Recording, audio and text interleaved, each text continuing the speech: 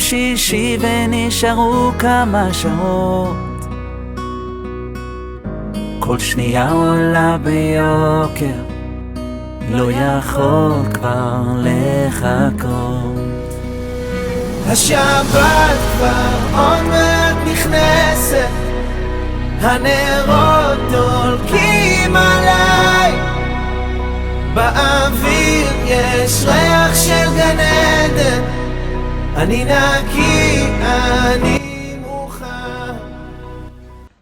Shalom Ouvracha, on clôture le Sefer de Shemot cette semaine avec les parachiotes de Vayakhel et Pekoudé, et on aura aussi le mérite d'avoir un autre Sefer Torah où on lira la parachat à Chodesh qui va annoncer justement le Rosh Chodesh Nissan.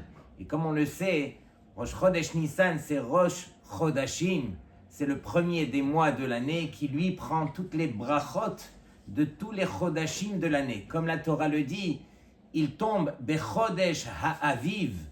Ha'aviv, c'est au printemps. Aviv, c'est Av Shel Yud Bet Chodesh, qui veut dire que c'est le père des 12 mois. C'est lui qui va prendre les 10 couronnes. C'est lui où il y aura Hakamat HaMishkan, l'inauguration du Mishkan.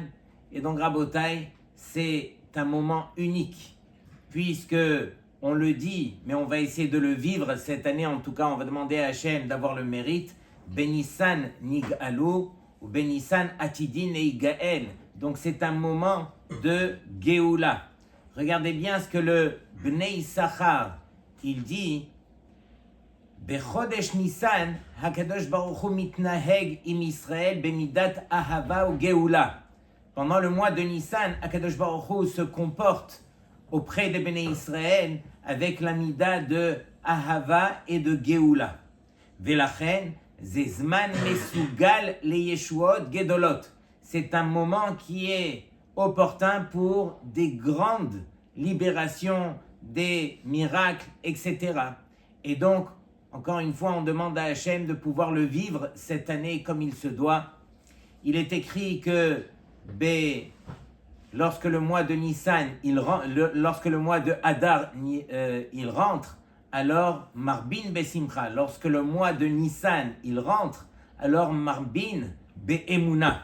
Puisque pendant ce mois, on le sait, on va manger le pain de Emouna, la matzah, et on va vivre quelque part ces moments qui vont justement nous permettre de reprendre la Emouna pour toute l'année, comme au temps des Béné Israël.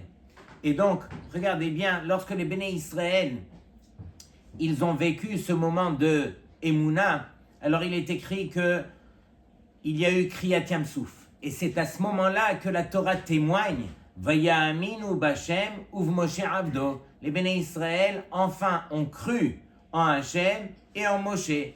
Mais Rabotai, il est déjà écrit que lorsqu'ils étaient en Égypte, et qu'ils ont vu les miracles, ils ont témoigné un petit peu de tout ce que Akadosh Baruch Hu leur a permis de faire pour leur permettre de sortir de Mitzrayim. C'est marqué là-bas, Vaya Amen Ha'am.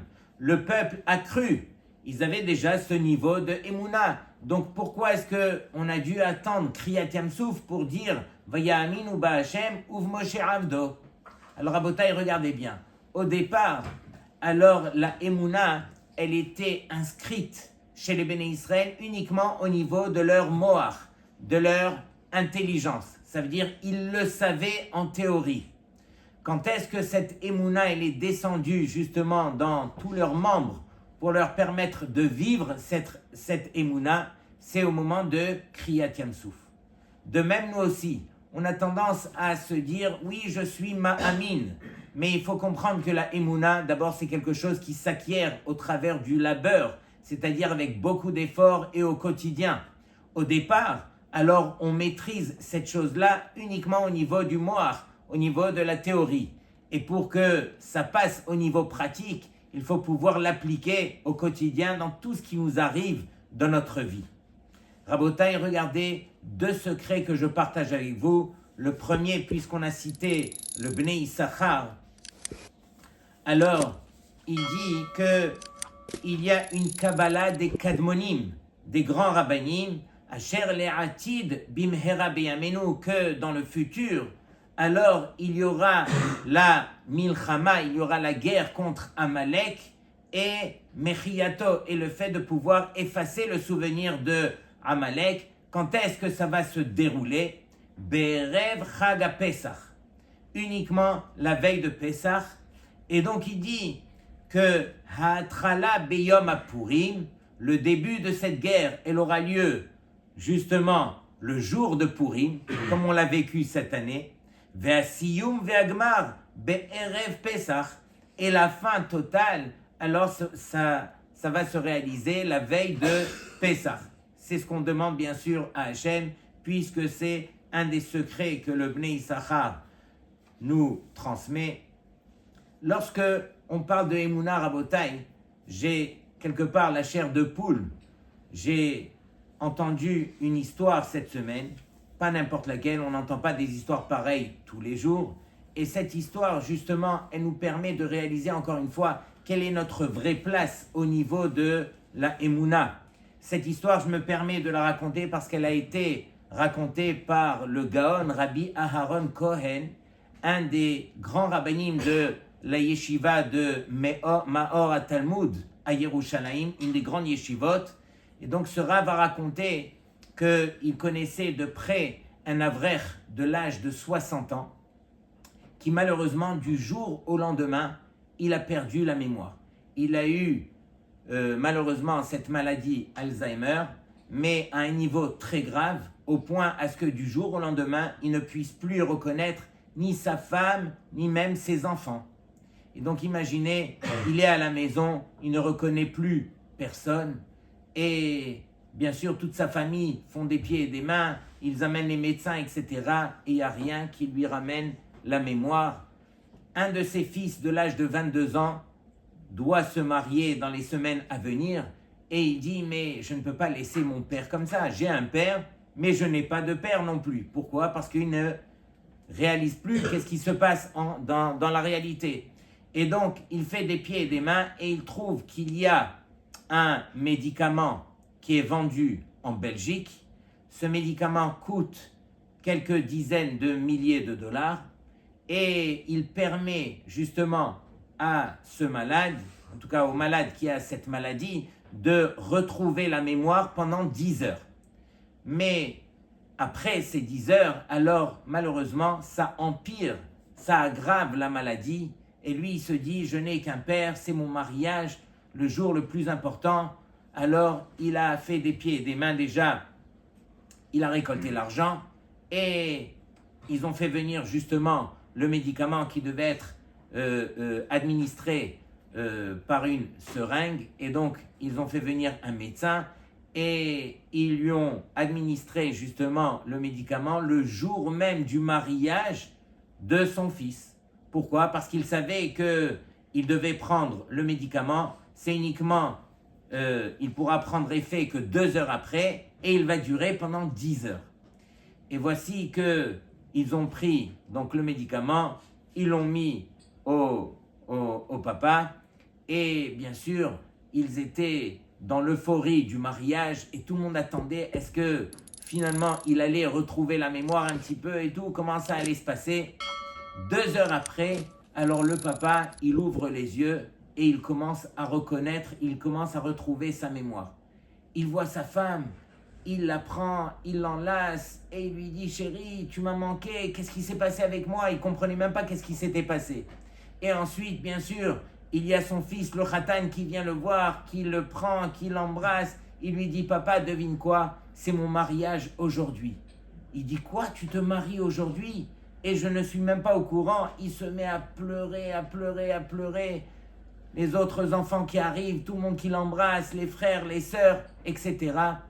Et on l'amène bien sûr à la choupa. Il assiste à la choupa. Il fait même une bracha. Il parle. Et donc, tout le monde voit qu'il a retrouvé la mémoire. Et donc, le mariage se déroule. Et en plein milieu du mariage, alors le papa disparaît. Personne ne sait où est-ce qu'il est. Et donc on le cherche des pieds et des mains, le khatan en premier, Et donc on se dit, mais quoi, peut-être qu'il a perdu la mémoire, il s'est perdu, etc. Et personne ne le retrouve jusqu'au moment où il y en a un qui était au mariage, qui est parti justement au Beth Midrash qui se trouvait juste en face de la salle du mariage et qui retrouve le papa qui est assis, plongé dans des livres dont une Gemara, et il est assis en train d'étudier. On vient le dire bien sûr au Hatan qui court, il lui dit, papa, tu m'as abandonné, c'est le mariage, viens on retourne et tout. Il lui dit, écoute mon fils, comme tu comprends, Akadosh Baruch Hu m'a accordé le mérite de pouvoir me rappeler de quelque chose pendant quelques heures. Après ça, je ne sais pas qu'est-ce qui va se passer avec moi. Alors au moins que je puisse faire la chose la plus grande, la plus haute, d'utiliser ma mémoire justement pour encore un mot de Torah, encore un Rashi, encore un Tosfot. Et donc Rabotai, c'est ça la Emouna. La Emouna, c'est pas lorsque tout va bien, on se demande est-ce qu'on croit en Hachem. Lorsque Akadosh Baruch Hu nous accorde tout ce qu'il nous accorde au quotidien, qu'on puisse l'utiliser pour le servir réellement, qu'on puisse profiter de tout ce que Hachem nous a accordé. Lorsque je fais ma tfila, il n'y a rien d'autre à part les mots qui vont sortir de ma bouche pour m'adresser à Hachem. Et je ne me laisse pas détourner de quoi que ce soit, c'est ça être ma'amin. Lorsque j'étudie, il n'y a que mon limoud. Lorsque je fais autre chose, alors je suis investi dans autre chose. Et donc c'est ça la Emouna. La Emouna, c'est montrer à Hachem qu'on arrive à le servir de la meilleure façon, de la façon la plus entière, grâce aux choses qu'il nous a accordées. Et donc Rabotai, Parashat Vayakhel, comme on le sait, on est au lendemain de Yom HaKippurim. Les Béné Israël, bien sûr, ont fait la faute du veau d'or. Et donc, à partir de là, Moshe Rabbeinu, c'est la seule fois qu'on retrouve justement ce langage dans toute la Torah de Vayakhel Moshe et Kol Kehal Israël. Moshe, il a rassemblé tous les Béné Israël. Et donc, il a le mérite. Tous les Béné Israël sont là devant lui. Et qu'est-ce qu'il va faire Moshe? Il va leur parler du Shabbat. Rashi nous dit pourquoi il va leur parler du Shabbat, pour leur montrer justement que Melechet HaMishkan, les travaux du Mishkan, alors ils ne pourront pas être repoussés par le Shabbat. Quand arrive le Shabbat, on arrête de faire les travaux du Mishkan.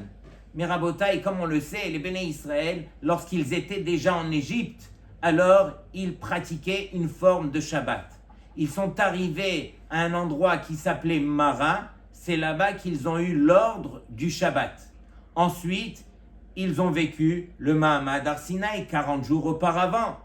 Et là-bas, dans les Aseret Adiberot, on leur a ordonné du Shabbat. Moshe Rabbeinu, pourquoi tu choisis ce moment pour parler encore une fois du Shabbat? Et donc, écoutez bien ce que j'ai appris de Rav Gabriel Toledano, qui disait que ici était le meilleur moment pour parler du Shabbat. Pourquoi? Parce que les Béné Israël, qu'est-ce qui les a fait fauter du Chet HaEgel? Les Béné Israël se disaient, mais d'où je sais, maintenant que Moshe Rabbeinu a disparu, d'où je sais que Akadosh Baruch Hu, il est encore avec nous. Il est là avec nous. Et donc les Béné Israël, ils se torturaient l'esprit à se dire, une fois que Moshe a disparu, d'où j'ai la preuve que Akadosh Baruch Hu est encore là. Et sur cela, Moshe Rabbeinu vient les rappeler à l'ordre de leur dire que Akadosh Baruch Hu vous a accordé le Shabbat. Le Shabbat est la plus grande preuve qu'Akadosh Baruch Hu est proche de nous. Qu'est-ce qui se passe au travers de tout le Shabbat, Rabotai? Il se passe que pendant tout le Shabbat, alors on vérifie, Akadosh Baruch Hu nous vérifie. Est-ce que j'ai fait borer, j'ai trié, oui ou non? Est-ce que j'ai fait hotza'a, j'ai transporté quelque chose qui était interdit, oui ou non? Est-ce que j'ai fait bichoul? Est-ce que j'ai fait, etc. Et au travers des 39 travaux qui sont interdits pendant le Shabbat, alors Hachem nous montre combien il est proche de nous, combien il fait attention à chacune de nos actions. C'est la preuve tangible combien Akadosh Baruch Hu est là avec nous. C'est ce que Moshe Rabbeinu vient leur transmettre, que après le Chet HaEgel, sachez que le Shabbat, c'est la preuve pour montrer combien Akadosh Baruch Hu est avec nous. Le Rav Steinman Zatzal, il disait, mais c'est quoi la grandeur du Shabbat? La grandeur du Shabbat, c'est de prendre quelque chose qui est matériel et de l'élever au niveau spirituel. Je vais manger l'Ichvot Shabbat. Je vais prendre mon oneg, je vais le faire l'Ichvot Shabbat. D'ailleurs, entre parenthèses, avant de commencer à manger, surtout le vendredi soir, quand on est affamé, on arrive, la table est magnifique, remplie de toutes les plus belles choses. Alors avant de mettre la première fourchette dans la bouche, alors qu'on dise l'Ichvot Shabbat. Comme ça, dans tous les cas, Rabotai, on va manger, on va profiter, on va kiffer. Mais au moins qu'on le fasse, l'Ichvot Shabbat.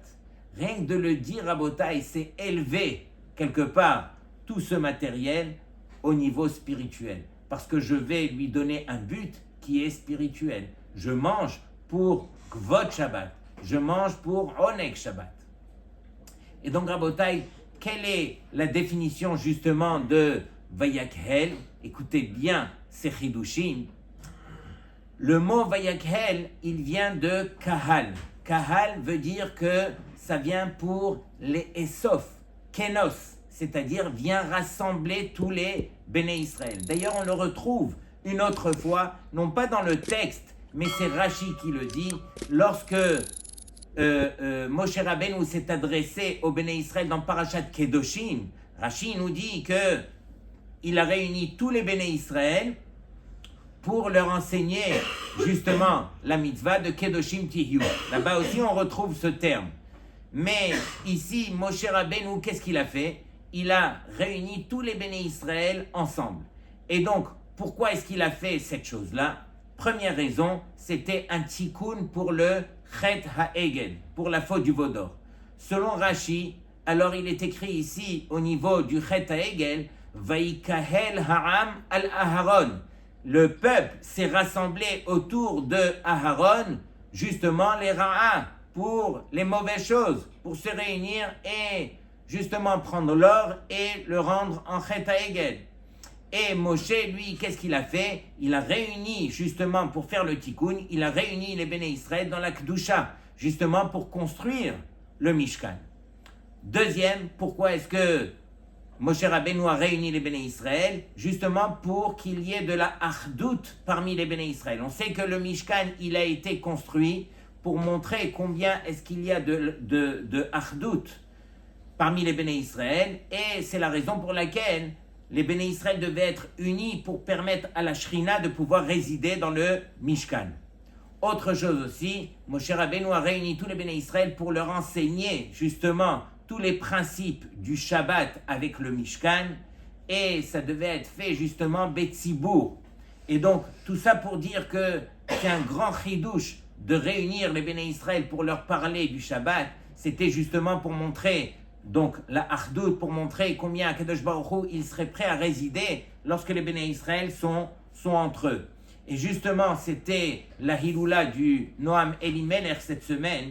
Il explique que ici, lorsque on vient pour rassembler les Béné Israël, c'est pas uniquement autour des Béné Israël eux-mêmes. C'est-à-dire que le tzaddik, lui, comme Moshe Rabbeinu, il avait la possibilité de réunir toutes ces âmes des Béné Israël et justement les réunir pour les unifier. Et donc c'était ça, quelque part, le but aussi d'un tzaddik. Un tzaddik, il est là sur terre pour ramener toutes ces âmes et faire de la Achdout, justement pour que on puisse faire résider la Shrina autour du clan d'Israël. Et donc, Rabotai, on voit aussi pas mal de choses. On voit que Akadosh Baruch Hu, bien sûr, il demande à Betzalel, et ici, dans le Shlishi de la Paracha, il est écrit que Vayomer Moshe el Bnei Israël, Reu kara Hashem beshem Betzalel ben Uri ben Hur le Mate Yehuda. Donc on a fait venir bien sûr Betzalel, qui était nul autre que le fils de Uri, le petit-fils de Hur, de la tribu de Yehuda. Comme ça le texte nous dit. Rashi rajoute quelque chose d'étonnant. Rashi nous dit, c'est qui Hur, Benah Shel Miriam Haya. Rashi nous rajoute que Hur c'était qui? C'était nul autre que le fils de Myriam. Mais ça, tout le monde le sait, que Hur c'est le fils de Myriam. Si la Torah, elle, ne le dit pas, pourquoi est-ce que Rashi va le rajouter? Chose que tout le monde sait et que c'est évident. Autre chose, on voit que pour construire justement le Mishkan, il a fallu que les femmes, elles amènent quelque chose qui leur appartenait et qui leur a été très cher. C'était les mar'ot hatzovot, qui étaient justement les miroirs qui appartenaient aux femmes. Et Akadosh Baruch Hu, il témoigne que ces miroirs qui ont été donnés par les femmes qui se faisaient belles au travers de ces miroirs, Akadosh Baruch Hu, il dit à Moshe, voici la chose qui m'est le plus chère. Et Moshe était étonné de dire comment c'est la chose qui est la plus chère. Arrête, une femme qui vient pour se faire belle, c'est quelque chose d'intime entre elle et son mari. Comment est-ce que je vais l'utiliser justement pour le Mishkan? Autre chose, il est écrit Kechu meitechem teruma l'Hashem. Vous allez prendre justement d'entre vous une terouma pour Hachem. Comment ça vous allez prendre? Vous allez donner une terouma. Pourquoi est-ce que je spécifie aussi meitechem, de vous, de l'intérieur de vous? Pour toutes ces réponses, Rabotai, il faut réaliser que c'est vrai que ces parachiotes, elles ont l'air tellement techniques. Quelles sont les mesures, quels sont les kelim, quels sont les vêtements, etc. Et bien sûr que ça a l'air tellement technique qu'on se perd au milieu de tout cela. Mais il faut savoir que Akadosh Baruch Hu, au travers de toutes ces parachiotes, il vient nous enseigner qu'une seule chose. Le but était d'arriver justement à faire de nous-mêmes un sanctuaire. Et donc, il fallait que justement toutes ces personnes qui allaient jouer un rôle, ils le fassent uniquement bimsirut nefesh. C'est quoi bimsirut nefesh? C'est ce qu'on a de plus cher, c'est de notre personne, montrer combien on a d'efforts pour faire la volonté d'Hachem. C'est uniquement cela qui permettrait à la Shrina de descendre. Les femmes ont donné ce qu'elles avaient de plus cher. Justement, Betzalel, qui lui descendait de Hur, qui lui était le fils de Myriam, comme ça Rashi nous spécifie, Myriam qui a tout donné pour sauver, premièrement, le couple de ses parents. Elle a permis à Amram de se remarier avec Yocheved. C'est elle qui a sauvé son petit frère Moshe Rabbeinu. Elle a tout fait justement pour qu'il y ait autant d'efforts pour que les choses se réalisent. C'est uniquement au travers justement de cette Messirut Nefesh qu'on a mérité le Mishkan, parce que les Béné Israël ont réalisé qu'ils se devaient justement Kechu meitechem, donner de vous. Ça veut dire quoi de vous? Donner de votre personne. Pas uniquement de votre argent, mais au travers de l'argent que vous allez donner, alors vous donnerez de votre personne. C'est ça la chose la plus importante. Je termine justement avec cette notion. On voit qu'au travers de toutes ces parachiotes du Mishkan, on voit qu'il y a une notion qui s'appelle Chachmei Lev. Chachmei Lev, les sages du cœur. Que veut dire les sages du cœur? Il faut comprendre que ici à Kadosh Baruch Hu, il ne s'adressait pas ni à des architectes, ni à des tailleurs hors normes. Et donc, eux, comment les Béné Israël, dont Betzalel, est arrivé à construire des choses aussi grandes et aussi précises, aussi extraordinaires, et bien sûr, sans faire d'études de quoi que ce soit. Alors, Rabotai, le sod de la tzlacha, celui qui veut réussir dans la vie, c'est uniquement, elle ne dépend pas justement des capacités professionnelles, des diplômes, des études, etc. Elle va dépendre d'une seule chose. Si tu aimes la chose, alors la chose va t'appartenir. Et c'est ce que la Torah vient nous enseigner ici. Betzalel, comme tous les Béné Israël qui ont réalisé la volonté d'Hachem, ils ne l'ont réalisé qu'au travers de l'amour qu'ils portaient justement pour accomplir la volonté d'Hachem. Mais nous, à notre niveau, qu'est-ce qu'on doit faire justement pour apprendre à aimer les choses? Rabota, écoutez le secret. C'est uniquement au travers de ce qu'on va demander à Hachem dans notre tefila qu'on apprendra à aimer cette chose-là. C'est-à-dire, si tu demandes à Hachem, par exemple, s'il te plaît Hachem, permets-moi d'être chacham pour comprendre ta Torah. Si je le demande au travers de ma tfila, au travers de ma amida par exemple, alors je vais, avec le temps, je vais apprendre à aimer cette chose-là parce que cette chose-là, elle m'appartient quand je la demande à Hachem. C'est uniquement au travers des choses que je demande à Hachem que je finis par aimer. Et donc, Rabotai, voilà un petit peu quelque part le secret de toutes ces belles parachiotes où Akadosh Baruch Hu, la seule chose qu'il demande, c'est de pouvoir résider, mais il ne peut résider justement qu'au travers des actions qui appartiennent aux hommes.